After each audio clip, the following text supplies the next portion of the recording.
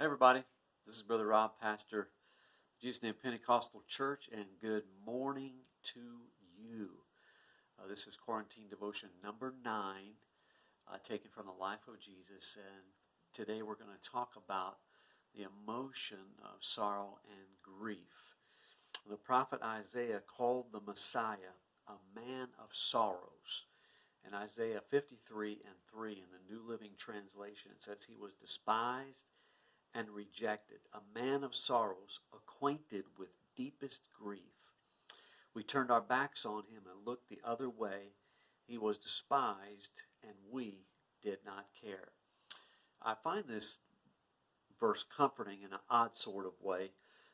Sorrow and grief are not the most pleasant emotions to experience.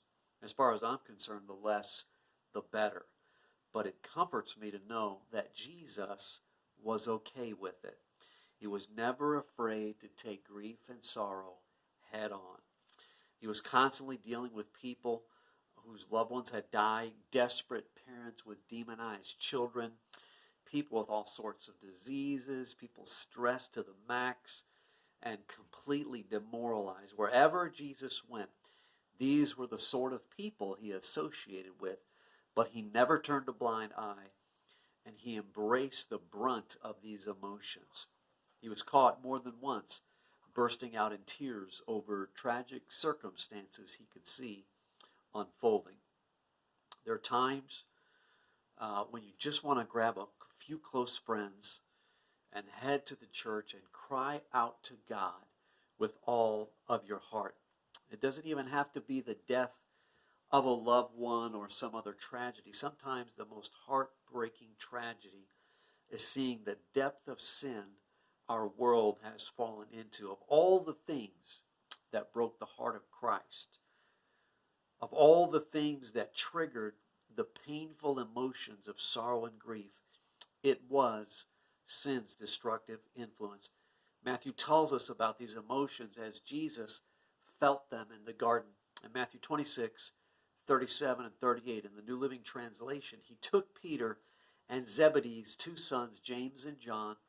He told them, "My soul is crushed with grief to the point of death. Stay here and keep watch with me." The writer of Hebrews chapter 5, verse 7 tells us that he offered up prayers with loud cries and tears. When the things going with the things going on in our world today and the sin that is running rampant, I wonder if we don't need to get back in touch with the sorrow and grief associated with the sins of humanity. Think about that today.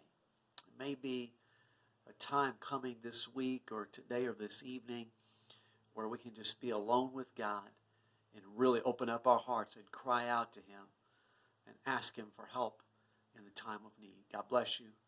Have a wonderful day.